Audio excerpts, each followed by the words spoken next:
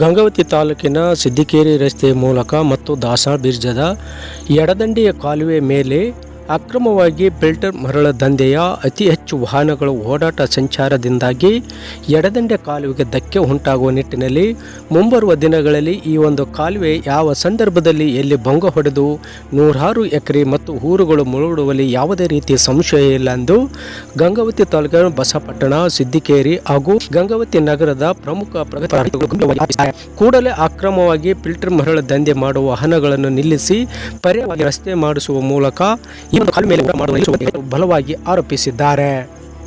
ಕೊಪ್ಪಳ ಜಿಲ್ಲೆಯ ಗಂಗಾವತಿ ತಾಲೂಕು ಕಾಟಗಿ, ಕನಕಗಿರಿ ಭಾಗಗಳಲ್ಲಿ ಎಗ್ಗಿಲ್ಲದೆ ಅಕ್ರಮವಾಗಿ ಮರಳು ಮತ್ತು ಮರಳು ಫಿಲ್ಟರ್ ಸೇರಿದಂತೆ ಅನೇಕ ರೀತಿಯ ದಂಧೆಗಳು ನಡೆಯುತ್ತಿದ್ದರೂ ಈ ಸಂಬಂಧಿಸಿದಂತೆ ಗಣಿ ಮತ್ತು ಭೂವಿಜ್ಞಾನ ಇಲಾಖೆ ಅಧಿಕಾರಿಗಳು ನೋಡಿದರೂ ಸಹ ನೋಡದಂತೆ ಕುರುಡರಂತೆ ವರ್ತಿಸುತ್ತಿದ್ದಾರೆ. ಈ ಸಂಬಂಧಿಸಿದಂತೆ ಈ ಒಂದು ಅಕ್ರಮ ಫಿಲ್ಟರ್ ಮರಳು ಮತ್ತು ಹಾಗೂ ಮಣ್ಣು ದಂಧೆಗಳು ಆಡಗಲೆಯಲ್ಲಿ ಗಾಡಿಗಳು ಓಡಾಟ ನಡೆಯುತ್ತಿದ್ದರೂ ಅಧಿಕಾರಿಗಳು ಎಚ್ಚೆತ್ತುಕೊಳ್ಳುತ್ತಿಲ್ಲ. ಕೂಡಲೇ ಸಂಬಂಧಿಸಿದ ಜಿಲ್ಲಾಡಳಿತ, ಜಿಲ್ಲಾ ಉಸ್ತುವಾರಿ ಸಚಿವರು ಹಾಗೂ ಜಿಲ್ಲಾ ಅಧಿಕಾರಿಗಳು, ತಾಲೂಕು ದಂಡಾಧಿಕಾರಿಗಳು ಮತ್ತು ಭೂವಿಜ್ಞಾನ ಇಲಾಖೆಯ ಅಧಿಕಾರಿಗಳು ಗಮನ ಹರಿಸಿ ಈ ಒಂದು ಅಕ್ರಮವಾಗಿ ನಡೆಯತಕ್ಕಂಥ ಚಟುವಟಿಕೆಗಳನ್ನು ನಿಲ್ಲಿಸುವಂತೆ ರೈತರು ಬಲವಾಗಿ ಆರೋಪಿಸಿದ್ದಾರೆ.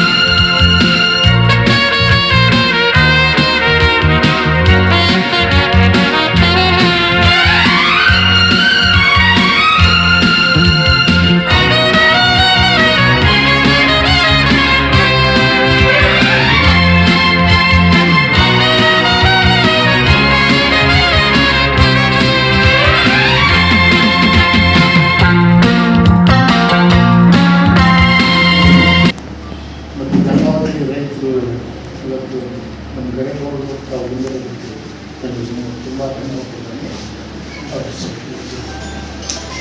ನಮ್ಮ ಕಾನೂನಿನಲ್ಲಿ ಸರ್ವೆ ನಂಬರ್ 97ರಲ್ಲಿ ಯಾವ ಸಿಎಂ ಹೊಸಪಡಿಸಿ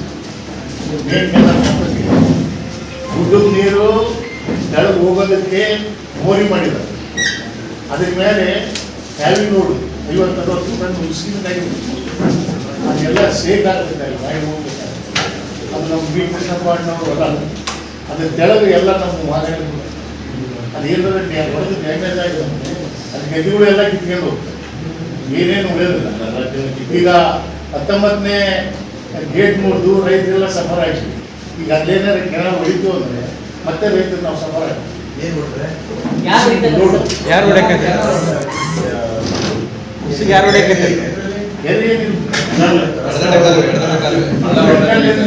ಮಣ್ಣು ತರ್ತಾರೆ ಬೆಳಕಲ್ಲಿಂದ ಮೇನ್ ಕೆನಾಲ್ ಮೇಲೆ ಮಣ್ಣು ಅದ್ರಂಗೆ ಕುಡಿದ ನೀರು ಹೋಗಕ್ಕೆ ಮೇನ್ ಕೆನಾಲ್ಗೆ ಇಲ್ಲಿಂದ ದಾಸಾಳ್ ಬ್ರಿಡ್ಜ್ವರೆಗೆ 3 ಬ್ರಿಡ್ಜ್ ಅದಾವೆ. ಎಲ್ಲ ಬ್ರಿಡ್ಜ್ಗಳು ಶೇಕ್ ಆಗ್ತಾವೆ, ಎಲ್ಲ ಬ್ರಿಡ್ಜ್ಗಳು ನೀರು ಲೀಕ್ ಆಗ್ತೈತಿ.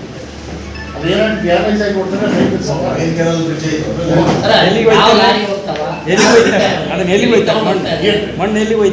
ಮಣ್ಣು ತಗೊಂಡವರಿಗೆ ಅಲ್ಲಿ ಹಾಕಿ ಫಿಲ್ಟರ್ ಮಾಡ್ತಾರೆ. ಎಲ್ಲಿ ಮಾಡ್ತಾರೆ?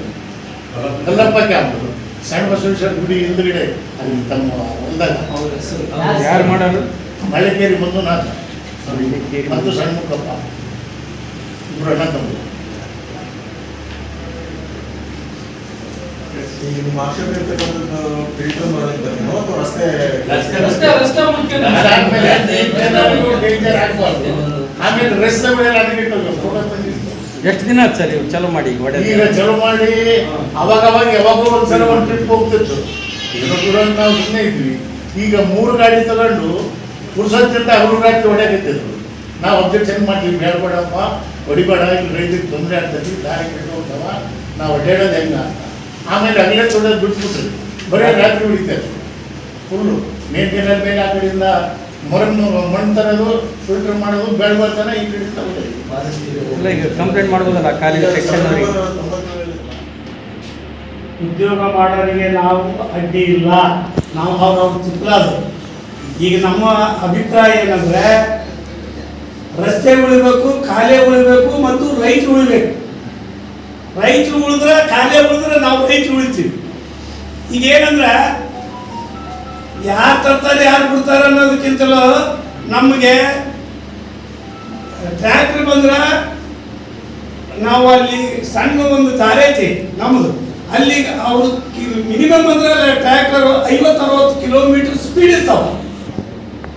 ಆ ಸ್ಪೀಡ್ ಇರೋದ್ರಿಂದ ನಾವು ರೈತರು ಏನಾದರೂ ಸೈಕಲ್ ಮೋಟರ್ ತಗೊಂಡು ಹೋಗಕ್ಕೆ ದಾರಿನೇ ಇಲ್ಲ. ಅನಾಹುತ ಆಗುವುದರೊಳಗಾಗಿ ಎಚ್ಚೆತ್ಕೊಳ್ರಿ. ಇವತ್ತು ಬರ್ರಿ, ಈಗ ಒಂದು 6 ತಿಂಗಳಿಗೆ ಮುಂದೆ ಒಂದು ರಸ್ತೆ ಮಾಡೈತಿ, ಇವತ್ತು ಹದಗೆಟ್ಟು ಹೋಗೈತಿ. ಇವತ್ತೇನು ಈಗ ನಾವು ಹೇಳಂತ ಕೆನಾಲ್ ಒಂದು ಸಣ್ಣ ಪೂಲ್ ಐತಿ, ಯಾವುದೋ ಈ ಬುಡದ ನೀರು ಬರೋದು, ಅದು ಒಂದೇ ಪಿಲ್ಲರ್ ಐತಿ. ಅದೇನಾದರೂ ಡ್ಯಾಮೇಜ್ ಆಯ್ತಂದ್ರೆ ಸುಮಾರು ಈ 6 ಲಕ್ಷ 8 ಲಕ್ಷ ಏನು ರೈತರು ಮಟ್ಟ ಒಳಗೋತಂದ್ರೆ ನಮ್ಮ ಗಂಗಾವತಿನೇ ಉಳಿಯಂಗಿಲ್ಲ. ಇವತ್ತು ನೀವೆಲ್ಲರೂ ನಾವು ಈಗಾಗಲೇ ಪೊಲೀಸ್ ಸ್ಟೇಷನ್ಗೂ ಮೌಖಿಕವಾಗಿ ಹೇಳಿದ್ವಿ, ಆಮೇಲೆ PWD ಅವರಿಗೆ ಹೇಳಿವಿ, ಕೆನಾಲ್ ಅವರಿಗೆ ಹೇಳಿವಿ. ಯಾರು ಹೇಳಿದ್ರು ಕೂಡ ಯಾರು ಅದಕ್ಕೆ ಕಿಮ್ಮತ್ತು ಕೊಟ್ಟಿಲ್ಲ. ಅದಕ್ಕೆ ಇವತ್ತು ನಾವು ಎಲ್ಲರೂ ಬಂದಿರೋದು ರೈತರು ಉಳಿಬೇಕು, ಕೆನಾಲ್ ಉಳಿಬೇಕು, ರೋಡ್ ಇಳಬೇಕು ಮತ್ತು ಜನರ ಜೀವ ಉಳಿಬೇಕು.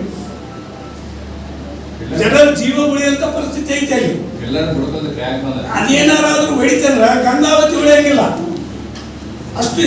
ಇವತ್ತು ನಿಮಗೆ ವಿಡಿಯೋ ನಾವು ತಂದೀವಿ, ತೋರ್ತೀವಿ, ಆದಷ್ಟು ಕೈ ಮುಕ್ತಿ ಅಂತೀವಿ ನಿಮಗೆ. ನೀವು ಬಂದು ಸ್ವತಃ ನೀವು ನೋಡ್ಬೋದು ಆ ಸೀನ್.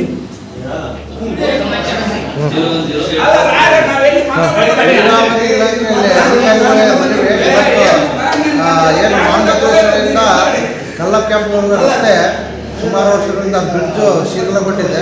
ಆಮೇಲೆ ಆ ರಸ್ತೆ ಕೂಡ ಹಾಳಾಗಿದೆ. ಕಲೆ ಗಾಡಿ ಓಡಾಡಿ ಆಲ್ಮೋಸ್ಟ್ ರೈತರಿಗೆ ಅದು ಕೂಡ ಹಂಗೆ ಕ್ಯಾಲೆಂಡ್ ಮೇಲೆ ಬಿಟ್ಟು ಪಕ್ಕಕ್ಕೆ ಜಮೀನು ಜಾಸ್ತಿ ಇದೆ. ಸರ್ಕಾರಿ ಅಧಿಕಾರಿಗಳು ಅದು ಏನು ಕೆನಾಲ್ ಮೇಲೆ ಬಿಟ್ಟು ಪಕ್ಕಕ್ಕೆ ಒಂದು ರಸ್ತೆ ಮಾಡಿಕೊಟ್ರೆ ರೈತರಿಗೆ ಅನುಕೂಲ ಆಗುತ್ತೆ. ಹಂಗಾಗಿ ಅಧಿಕಾರಿಗಳು ದಯವಿಟ್ಟು ಒಂದು ಪಕ್ಕಕ್ಕೆ ಒಂದು ರಸ್ತೆ ಮಾಡಿಕೊಟ್ರೆ, ಸರ್ವಿಸ್ ರಸ್ತೆ ಮಾಡಿದರೆ ಗಾಡಿಗಳು ಓಡಾಡ್ತೇವೆ, ಕಾಲೇ ಮುಂದಕ್ಕೆ ಆಗಲ್ಲ. ಸೈಡ್ ರಸ್ತೆ ಮಾಡಿಕೊಟ್ರೆ ಅಧಿಕಾರಿಗಳು ಇದಾಗುತ್ತೆ. ಮುಂದಿನ ದಿನ ಅಧಿಕಾರಿಗಳು ಇವು ಎಚ್ಚೆತ್ಕೊಂಡು ಆ ಕಾಲುವೆಯನ್ನು ಉಳಿಸುವಂಥ ಕೆಲಸ ಮಾಡಬೇಕು. ರೈತರಿಗೆ ಪಕ್ಕಕ್ಕೆ ಒಂದು ಸರ್ವಿಸ್ ರಸ್ತೆ ಮಾಡಿ ಗಾಡಿಗಳು ಓಡಾಡೋಕ್ಕೆ ರೈತರಿಗೆ ಅನುಕೂಲ ಮಾಡಿಕೊಡ್ಬೇಕಂತದ್ದು ಅದು ಸರ್ಕಾರಕ್ಕೆ ಮಾಡಿದೆ. ಎಲ್ಲ ಪ್ರಕಟಣೆ ಮಾಡಿದೆ. ಬಟ್ ಅವ್ರೇನಂತಾರ ಪರ್ಮಿಷನ್ ತಗೊಂಡು ಹೊಡಿತಾ ಇದೀವಿ ಅಂತಂದು ಹೇಳಿ ಎಲ್ಲರೂ ಬಾಯಿ ಮುಚ್ಚಿದ್ರು. ಅಧಿಕಾರಿಗಳು ನಿಂತೆ ಮಾಡ್ತಾ ಇರೋದು. ಅಲ್ಲಿ ಮಣ್ಣು ಹೊಡೆಯೋರು ಯಾರು? ಎಲ್ಲಿಯವರು? ಎಲ್ಲಿಯವರು? ಯಾವ ಊರವರು? ಎಲ್ಲಿಯವರು? ಈಗ ಪ್ರಭಾವಿಗಳಿದ್ರೆ, ಅವರಿಂದ ಯಾರಾದ್ರೂ ಪ್ರಭಾವಿಗಳಿದ್ರೆ ಕಾಲುವೆಗೆ ಒಂದು ಧಕ್ಕೆ ಆಗುತ್ತಂತ ಡ್ಯಾಮೇಜ್ ಆಗುತ್ತೆ. ಒಬ್ರು ಇಬ್ರು ಬದುಕೋದ್ರಿಂದ ಅಷ್ಟು ಮಂದಿ ಹಾಳಾಗೋಗ್ತದೆ. ಸಚಿವರು ಇರಲಿಲ್ಲ, ಅಮೆರಿಕ ಹೋಗಿದ್ರು ಅವರು ರೈಟ್ ಹ್ಯಾಂಡ್ ರೆಡ್ಡಿ ಶ್ರೀನಿವಾಸ್ ಅವ್ರಿಗೆ ಗಮನಕ್ಕೆ ತಂದ್ವಿ ನಾವು. ಏನಾರ ಆಗ್ತದೆ ಹಿಂಗಾತ ಗಮನಕ್ಕೆ ತಂದ್ವಿ. ಅವರು ಎಕ್ಸಿಕ್ಯೂಟಿವ್ ಇಂಜಿನಿಯರ್ಗೆ ಹೇಳಿದ್ರು, PYC ಹೇಳಿದ್ರು, ಅದ್ರ ನಿಂದ್ರಿಸಿಲ್ಲ. ಎಲ್ಲರಿಗೂ ಡಿಪಾರ್ಟ್ಮೆಂಟ್ ಗಮನಕ್ಕೆ ತಂದರು. ಪೊಲೀಸ್ ಅಧಿಕಾರಿಗಳೇ ನಿಂದಿಸ್ತಾ ಇಲ್ಲ. ಪೊಲೀಸ್ ಅಧಿಕಾರಿಗಳಿಗೆ ಎಲ್ಲಾ ಕಂಪ್ಲೇಂಟ್ ಕೂಡ ಕೊಟ್ಟಿದ್ದಾರೆ. ಸಬ್ ಇನ್ಸ್ಪೆಕ್ಟರ್ ಕಳಿಸಿದ್ರಂತ ಪೊಲೀಸ್ ಗಾಡಿ ಹೋಗಿ ಅಂತ. ಅದು ಹೋದ ದಿವಸ ಒಂದು ದಿವಸ ನಿಲ್ಲಿಸ್ಯಾರ, ಮರು ದಿವಸದಿಂದ ಮತ್ತೆ ಜೋರ ಮಾತಾಡ್ತಾರೆ. 90 ಅದರಲ್ಲಿ ಮೇನ್ ಕೆನಾಲೂ ಇದೆ, ಡಿಸ್ಟ್ರಿಬ್ಯೂಟರ್ನೂ ಉಂಟು. 3 ಡಿಸ್ಟ್ರಿಬ್ಯೂಟರ್.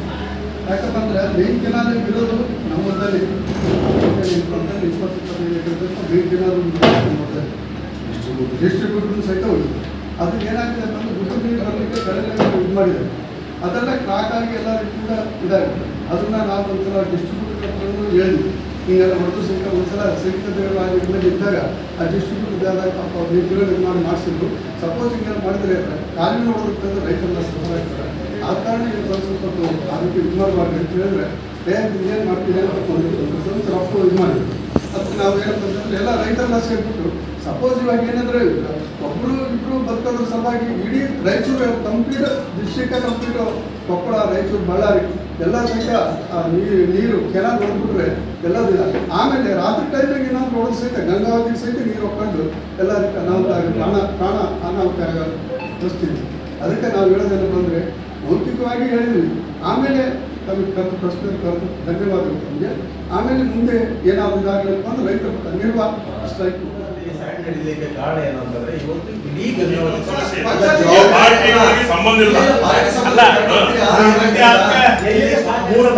ಆ ಮೂರು ಬ್ರಿಡ್ಜ್ಗಳು ಅಲಗಾಡ್ತಾವ. ಆ ನೀರು ಕ್ರಾಕ್ ಬಂದು ಆಲ್ರೆಡಿ ಒಂದೇದು. ಎರಡನೇದು ಏನಂದ್ರೆ ನಮ್ಮ ರಸ್ತೆಗಳೆಲ್ಲ ಅಡಿಗಿರ್ತದೆ. ನಾಳೆ ಲಾರಿ ಬಂದು ನೆಲ್ಲೆತ್ಕೊಂಡು ಹೋಗ್ಬೇಕು ರೈತರು ಅಂತಂದರೆ ಯಾರ ಲಾರಿಯವರು ಬರೋಂಗಿಲ್ಲ, ಈ ದಾರಿ ಸರಿಗಿಲ್ಲರೂ ಬರೋಂಗಿಲ್ಲ. ಅವಾಗ ನಾವು ಅಲ್ಲಿಂದ ಇಲ್ಲಿಗೆ ಇರ್ಬೇಕಂದ್ರೆ ಸಫರ್ ಆಗಿ ಗದ್ದೆಯಿಂದ ತಗೊಂಡು ಗಡಿಗೆ ಆಗಲಿಕ್ಕೆ ಕಷ್ಟ. ಹಂಗೆ ಗದಾವತಿಂದ ಇಲ್ಲಿಗೆ ತರ್ಬೇಕಂದ್ರೆ ದೊಡ್ಡ ಪ್ರಾಬ್ಲಮ್. ಆ ರಸ್ತೆ ಕೆಟ್ಟು ಹೋಗಿರೋದು ಮತ್ತು ಆ ಬ್ರಿಡ್ಜು ಡ್ಯಾಮೇಜ್ ಆಗಿರೋದು ಎಲ್ಲ ವಿಡಿಯೋ ಕೊಟ್ಟಿದ್ದೀವಿ. ದಯವಿಟ್ಟು ನಮ್ಮ ರೈತರು ದೇಶದ ಬೆನ್ನೆಲುಬು, ದೇಶಕ್ಕೆ ಅನ್ನ ಹಾಕತ್ತ ರೈತ ಅಂತ್ರಿ. ಇವತ್ತು ನಮ್ಮ ರೈತರಿಗೆ ಸಮಸ್ಯೆ ಬಂದಿದೆ. ಈಗ ಯಾವ ಅಧಿಕಾರಿಗಳು ನಮ್ಮ ಲೆಕ್ಕ ತಗೊಂಡಿಲ್ಲ. ಈಗ ತಮ್ಮ ಮುಖಾಂತರ ನಾವು ಬೇಡಿಕೆ ಇಟ್ಟಿದ್ದೀವಿ. ತಾವೆಲ್ಲ ಪ್ರಚಾರ ಮಾಡಿ ಸಂಬಂಧಪಟ್ಟ ಅಧಿಕಾರಿಗಳ ವಿರುದ್ಧ ಬರೆದು ಅವ್ರು ನಾಳೆನೇ ಆಕ್ಷನ್ ತಗೋಬೇಕು. ಈಗ ಸಮಸ್ಯೆ ಇರೋದು ಅಲ್ಲಿ ವಿದ್ಯುತ್ ಸಮಸ್ಯೆ. ಅಲ್ಲಿ 50 ಟನ್ 40 ಟನ್ ಲಾರಿ ಹೋಗಪ್ಪ ಅಂದ್ರೆ ಇನ್ನು ಮೇಲೆ ಹೋಗಪ್ಪ ಅಂದ್ರೆ ಅದು ಪಡೆಯಂಗಿಲ್ಲ. ಬಂದ್ ಮಾಡ್ರಿ ಲಾರಿ, ಬಂದ್ ಮಾಡ್ರಿ. ನಾವು ಸುದ್ದಿ ಮಾಡ್ತೀವಿ. ಲಾರಿ ಬಂದ್ ಮಾಡ್ರಿ, ಯಾರ್ಯಾರು ಲಾರಿ ಬಂದ್ ಮಾಡಿ ಹೇಳ್ರಿ, ನಮ್ಗೆ ಸುದ್ದಿ ಮಾಡ್ತೀವಿ. ಪ್ರಕಟಣೆ ಮಾಡಿದೆ. ಬಟ್ ಅವ್ರೇನಂತಾರ ಪರ್ಮಿಷನ್ ತಗೊಂಡು ಹೊಡಿತಾ ಇದೀವಿ ಅಂತಂದ ಹೇಳಿ ಎಲ್ಲರೂ ಬಾಯಿ ಮುಚ್ಚಿದ್ರು. ಅಧಿಕಾರಿಗಳು ನಿಂತೆ ಮಾಡ್ತಾ ಇರೋದು. ಅಲ್ಲಿ ಇವ್ರು ಮಣ್ಣು ನೋಡ್ಯಾರ ಯಾರು ಎಲ್ಲಿಯವರು ಹೇಳಿದ್ರು ಎಲ್ಲಿಯವರು ಯಾವ ಊರವರು ಎಲ್ಲಿಯವರು ಕಳಂ ಜಂಗ ಈಗ